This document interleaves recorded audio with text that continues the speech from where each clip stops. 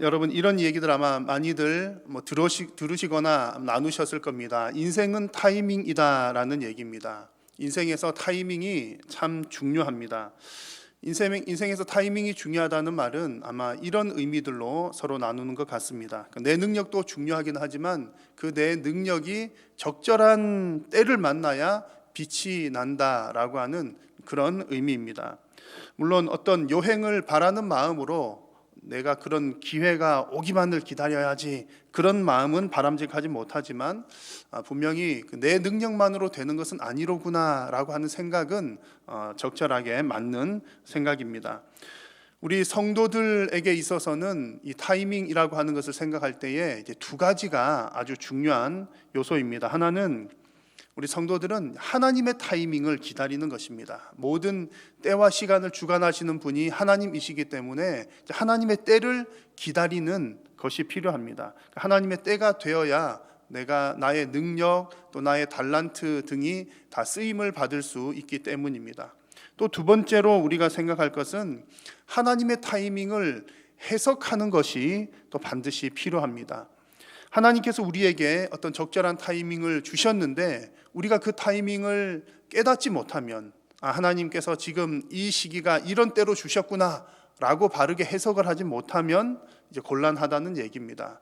때때로 우리는 그 타이밍을 놓쳐버리는 경우들이 있습니다.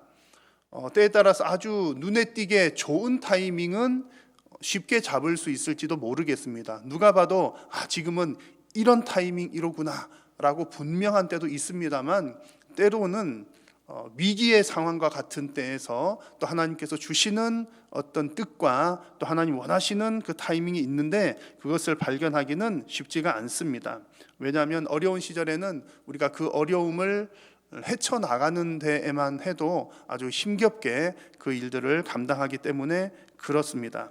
자, 오늘 우리가 함께 읽은 성경 말씀은 다윗 왕가의 실패와 위기 상황에 관한 내용들입니다. 다윗 왕가가 위기 상황 가운데 있을 때에 하나님께서 하나님의 방식대로 하나님의 때를 따라 승리로 이끌어 나가시는 내용이 우리가 읽은 그 짧은 본문을 포함하여서 앞과 뒷부분에 나오는 내용입니다. 그래서 오늘 이 말씀을 통해서 그 위기 상황 가운데에서 숨겨 놓으신 그 하나님의 타이밍을 발견하는 시간이 되시기를 바라고, 또한 여러분의 인생 가운데 그 위기 속에서 숨겨 놓으신 그 하나님의 타이밍을 발견하는 지혜가 여러분들에게 있으시기를 바랍니다.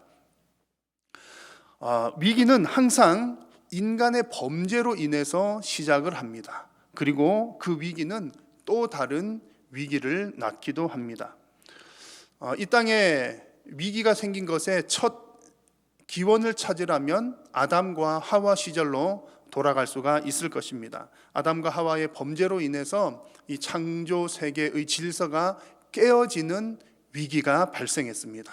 그리고 이 세상에 죄가 들어온 이후에는 만약 내가 죄를 짓지 않았다 하더라도 그럴 수도 없지만 그렇게 가정을 한다 하더라도 나에게 어떤 위기가 또 다가올 수가 있습니다. 왜냐하면 이미 창조 질서가 깨어진 타락한 상태이기 때문에 그렇습니다. 그래서 이 땅 가운데에는 곳곳에 위기와 시련과 어려움들이 가득가득 차 있습니다. 지금 우리가 경험하고 있는 이 코로나19를 두고서 여러 가지 평가들이 있습니다. 그런데 대체적으로 일치하는 평가들은 결국 이것은 사람들의 잘못 때문에 일어난 일이다라는 평가들입니다. 그래서 지금 전 세계가 이 코로나로 인한 위기 가운데 처해져 있습니다. 자, 오늘 성경의 이야기도 위기 상황 가운데 있는 이야기입니다. 오늘 성경에 나오는 이 위기 상황의 핵심은 아달랴라고 하는 그 여왕이 다윗의 가문의 씨를 말리려고 하는 그런 위기 상황입니다.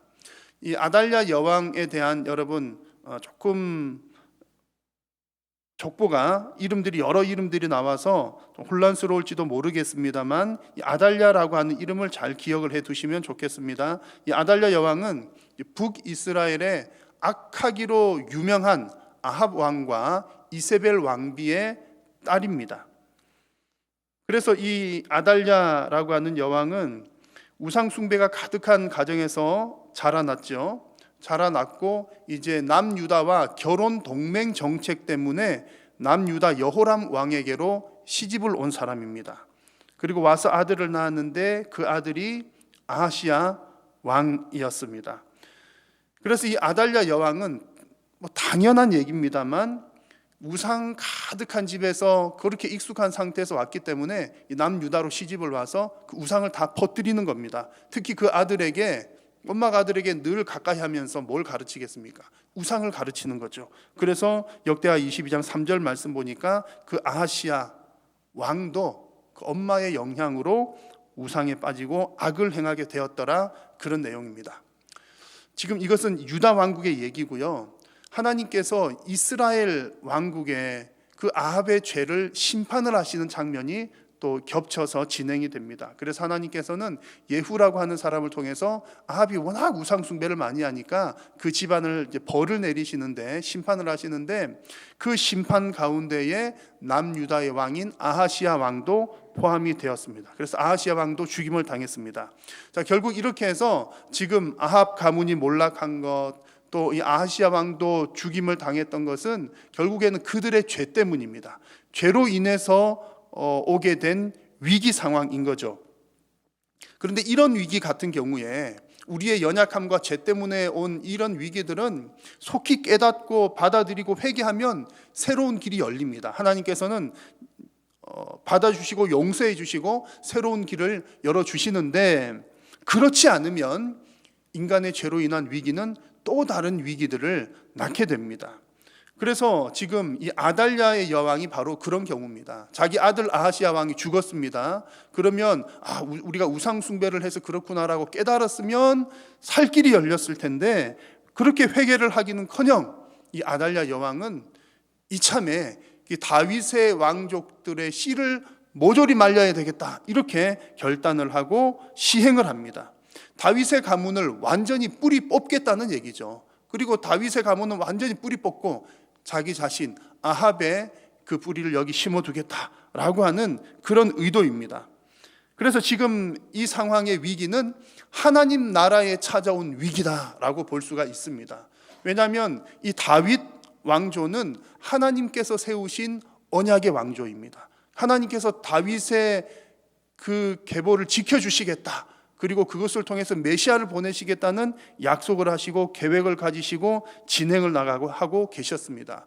그러니 지금 이 아달랴 여왕이 다윗의 집안을 완전히 죽이겠다, 씨를 말리겠다라고 하는 것은 사실상 하나님의 나라의 정면으로 도전하는 일이었습니다. 그 개인은 깨달고 있었을지 없었을지 모르지만 분명히 사단이 그를 통해 역사해서 하나님의 그 혈통을 막으려는, 계획을 막으려는 그런 일이었습니다. 그래서 지금 이 상황, 이 위기 상황은 하나님께서 세우신 그 다윗 왕조가 끊어질 위기 가운데 지금 처해져 있습니다.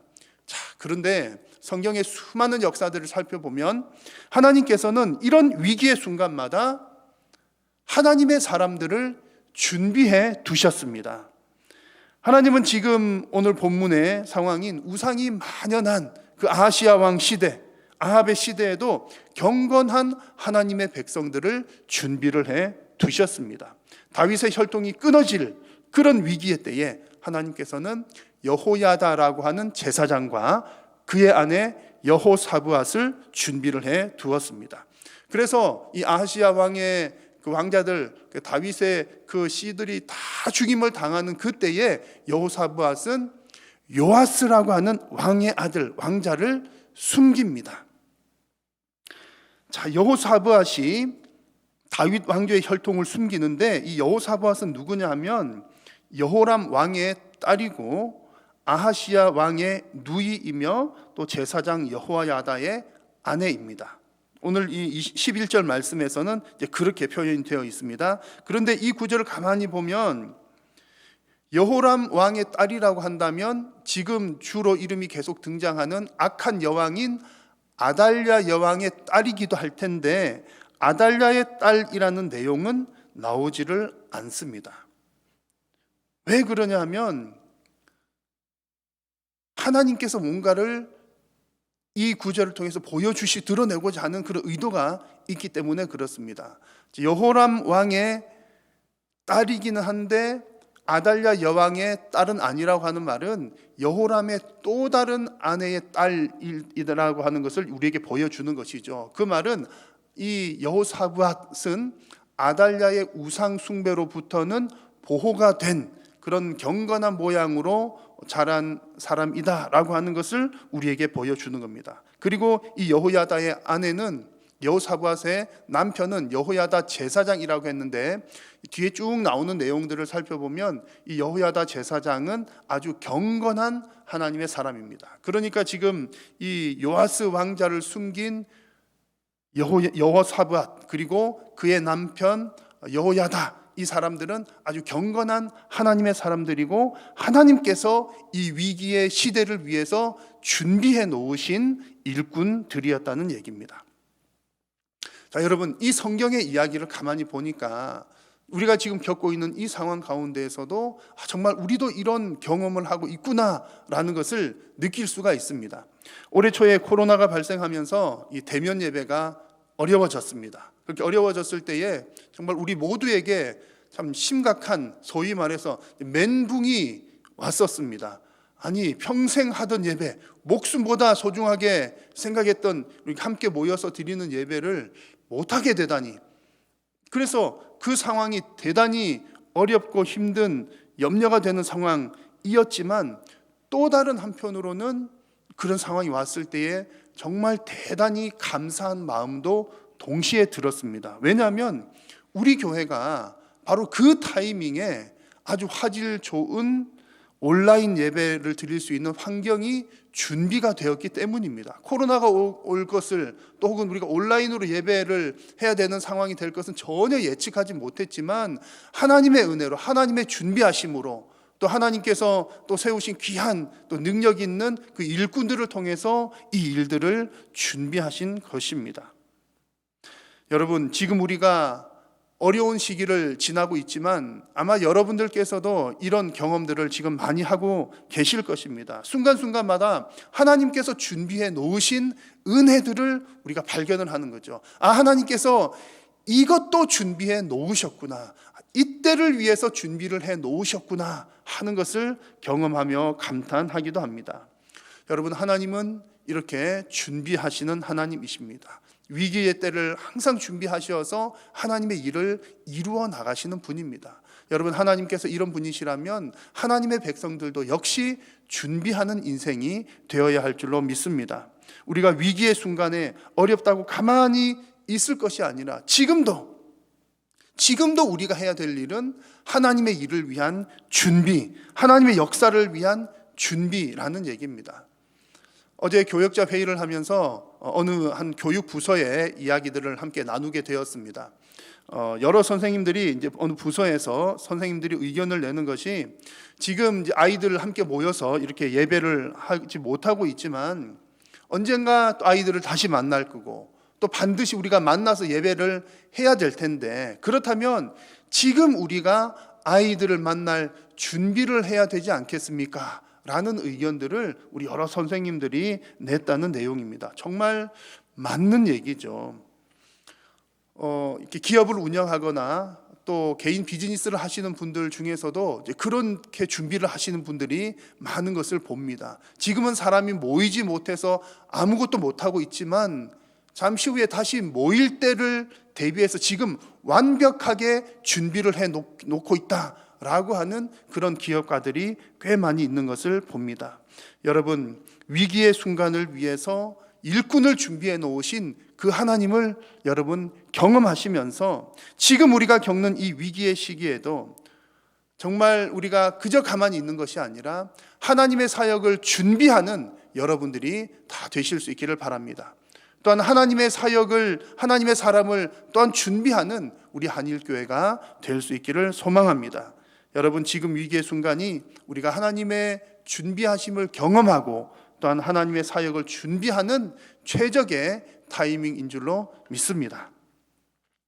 자, 오늘 성경 말씀 이야기를 또 다시 돌아와서 보니까 이렇게 경건한 하나님의 사람인 여호야다와 여호사밧은 이 요아스 왕자를 6년 동안이나 숨겼다는 내용이 나옵니다. 오늘 12절 말씀입니다. 자, 그런데 이 이야기를 곰곰이 여러분 한번 상상을 해보시면 그 상황에서 아이를 6년 동안 숨겼다라고 한, 그것도 뭐 멀리 아주 뭐 외국에 보내서 숨긴 것이 아니라 그 지역입니다. 숨겼다라고 하는 것은 사실상 불가능해 보이는 일입니다. 그토록 악한 아달랴 여왕이 그 모든 다른 가족들을 다 죽였는데 그 한 명 찾아내는 것 그렇게 어려웠을까요? 인간적인 계산으로 생각을 해보면 결코 어려운 일이 아닐 것 같습니다. 그러나 분명히 성경은 기록하기를 여호야다와 여호사밧은 요아스 왕자를 6년 동안 숨겼다라고 기록을 합니다. 그 말은 이 과정 가운데 하나님께서 특별히 개입하셨다는 얘기를 분명하게 우리에게 보여주고 있는 겁니다. 그래서 오늘 이 12절 말씀에서 하나님의 전에 숨겼다라고 하는 이 표현은 하나님의 집 안에 숨겼다라고 하는 표현인데, 그 안에라고 하는 말이 단순히 어떤 건물 안에 숨겼다라고 하는 의미보다는 하나님 안에 숨겨졌다라고 하는 것을 부각시키는 표현으로 보입니다. 그 건물 안에 숨긴 것은 어떻게든 찾아내기가 쉽기 때문이죠. 그러나 그 숨겨져 있는 상황이 하나님 안에 숨겨져 있던 상황이기 때문에 그 어떤 무시무시한 세력도 건드릴 수가 없었다는 것을 우리에게 보여주고 있습니다. 여러분, 이 세상에서 가장 안전한 곳은 하나님 안인 줄로 믿습니다. 자, 그런데 여러분, 우리가 하나님 안이 가장 안전하다는 것을 우리가 언제 깨닫게 됩니까? 바로 위기의 순간에 그 사실을 확실하게 정확하게 깨닫게 됩니다. 하나님께서는 성도들을 항상 보호해 주시기를 원하십니다. 항상 보호해 주시기를 원하시지만 우리의 입장에서 볼 때는 뭐 이렇게 다들 평안할 때에 하나님께서 우리도 평안하게 해주시는 것은 하나님께서 뭐 보호해 주셔서 그런 건지, 혹은 뭐 다들 환경이 좋으니까 내가 평안한 건지 구분하기가 어려울 수 있습니다. 잘 느끼지 못할 수도 있습니다. 자, 그러나 위기 상황에서는 작은 안전이라도 큰 감사로 드러날 수가 있습니다. 그러니 여러분, 우리가 경험하는 이 위기의 순간은 하나님의 보호하심을 경험하는 최적의 타이밍이 된다는 말씀입니다. 지금 우리가 겪고 있는 이 위기 상황이 한편으로는 짜증이 나기도 하고 또 한편으로는 화가 나기도 하지만, 그럼에도 불구하고 또 성도님들의 고백을 들어보면 감사한 내용들이 많이 넘칩니다. 어떤 분들은 지금 요즘에 정말 평생을 너무 힘차게 달려왔는데 안식을 누리고 있습니다 라고 고백하는 분들도 계시고요. 또 많은 분들이 고백하기를 일상의 소소한 것들, 뭐 우리가 얼굴 마주보고 밥 먹었던 것들, 그때는 뭐 당연히 그런 줄만 알았던 그 모든 것들이 정말 하나님의 은혜였구나, 하나님께서 보호해 주셨던 결과였구나 라고 하는 것들을 경험한다는 얘기들을 많이 하십니다. 여러분, 지금 어려운 이때에 우리가 더 많이 기도하고 또 하나님의 또 보호하심을 지금 이 순간에도 경험을 한다면, 또 깨닫게 된다면, 나중에 우리가 자유롭게 만나서 교제하고 또 이렇게 식사할 수 있을 그때에 이런 간증들이 더욱더 많이 넘쳐나게 될 줄로 믿습니다. 사랑하는 성도 여러분, 위기의 시간들이 여러분들에게 있어서는 정말 하나님의 보호를 경험하는 은혜로운 시간들이 다 되시기를 우리 주님의 이름으로 축원합니다. 자, 이 하나님의 역사를 보면 하나님께서는 이 위기의 때를 위해서 하나님의 백성들을 준비를 해 놓으셨고, 또한 하나님의 때를 따라 그 일들을 진행을 해 가셨습니다. 자, 오늘 말씀을 보십시오. 제7년에 여호야다가 용기를 내어 백부장 곧 여로보암의 아들 아사랴와 또 등등등 여러 사람들과 엘리사밧 등과 더불어 언약을 세우매라고 말씀을 했습니다. 이제 하나님의 사람들이 움직이기 시작하는 것이죠. 그런데 이렇게 움직이는 것이 하나님의 일들을 하기 위해서 착수하는 것이 쉬운 일은 아니었습니다. 이 왕의 가족들을 몰살시킨 그 아달랴 앞에서 지금 그동안 잘 숨겨두었던 요아스를 왕자를 왕으로 등극을 시키는 이 일인데, 여러분, 그 아달랴 앞에서 얼마나 두렵고 떨리는 일이었겠습니까? 게다가 이 왕으로 세울 이 요아스는 7살짜리 어린 아이에 불과합니다. 어떤 능력이 있거나 지도력이 있거나 그런 사람이 아니라는 얘기죠. 아직까지 미성숙한 어린 아이입니다. 그러니 지금 이 상황에서 하나님의 일을 진행을 해 나간다는 것은 분명히 두렵고 떨리는 일입니다. 그럼에도 불구하고 오늘 말씀에서 경건한 이 하나님의 사람들이 용기를 내어서 그 일을 진행을 했다라고 말씀을 합니다. 자, 여러분, 이 상황에서 그들이 용기를 내어서 이제 하나님의 일을 수행을 해 나가는데 이 용기가 어디서부터 나왔을까요? 이 여호야다 제사장이 사람들을 불러놓고 하는 얘기를 한번 보십시오. 온 회중이 하나님의 전에서 왕과 언약을 세우매 여호야다가 무리에게 이르되 여호와께서 다윗의 자손에게 대하여 말씀하신 대로 이 왕자가 즉위하여야 할지니, 이렇게 사람들 앞에서 얘기를 합니다.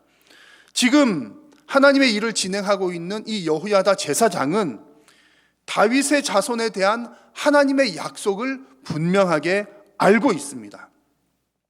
하나님의 약속을 알고 있고 믿고 있기 때문에 사람들에게 말하기를 하나님의 말씀대로 우리가 이 일을 해야 된다, 이렇게 얘기하면서 그 두렵고 떨리는 상황 속에서도 용기를 낼 수가 있었습니다. 여러분, 우리 성도들에게 있어서 이 참된 용기는 나로부터 나오는 것이 결코 아닙니다. 우리 일반적으로 볼 때는 보통 사람들이 언제 용기를 냅니까?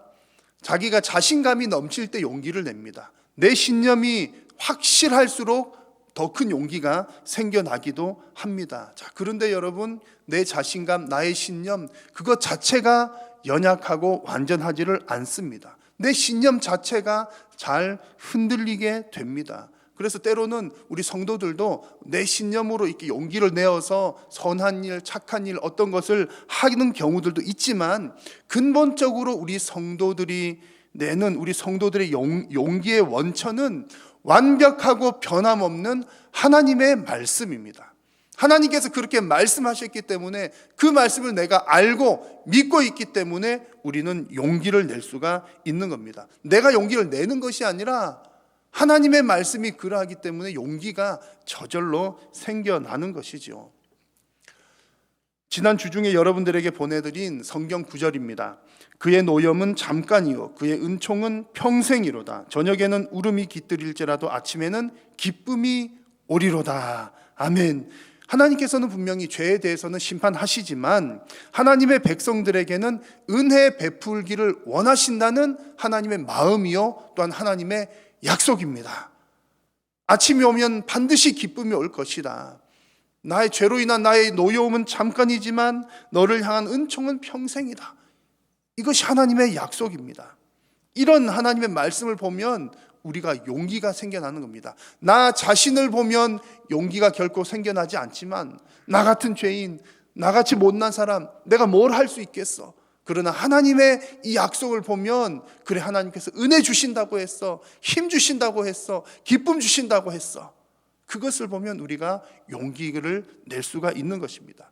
신명기 말씀에도 보면 이런 말씀이 있습니다. 나를 미워하는 자의 죄를 갚되 아비로부터 아들에게로 3-4대까지 이르게 하거니와 나를 사랑하고 내 계명을 지키는 자에게는 1000대까지 은혜를 베푸느니라. 아멘. 여러분, 이 말씀 역시 하나님은 죄에 대해서는 심판하시지만 죄에 대한 대가가 3-4대라고 한다면 하나님의 은혜의 그 길이는 1000대까지 이른다. 무슨 얘기입니까? 하나님께서는 우리에게 은혜 베풀기를 원하시는 분이고 또 하나님의 그 언약, 약속 안에 있는 사람에게는 반드시 은혜를 베푸신다는 하나님의 약속입니다. 우리 성도들은 이 하나님의 약속을 붙들고 있을 때에 행동할 용기가 생깁니다. 그래서 오늘 성경에서 여호야다 제사장도 이런 하나님의 말씀, 약속을 알고 믿고 있었기 때문에 용기를 내어서 요아스를 왕으로 등극을 시킵니다. 결국 승리하게 되는 모습인 것이죠. 이 요아스를 왕으로 세울 때에도 그 면류관과 더불어서 율법책을 주면서 왕으로 세웠습니다.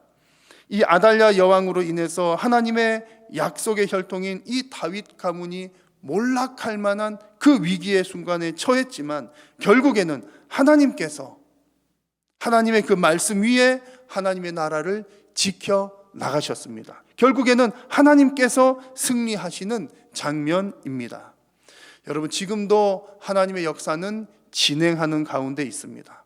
그리고 결국 하나님께서 승리를 이루실 것입니다.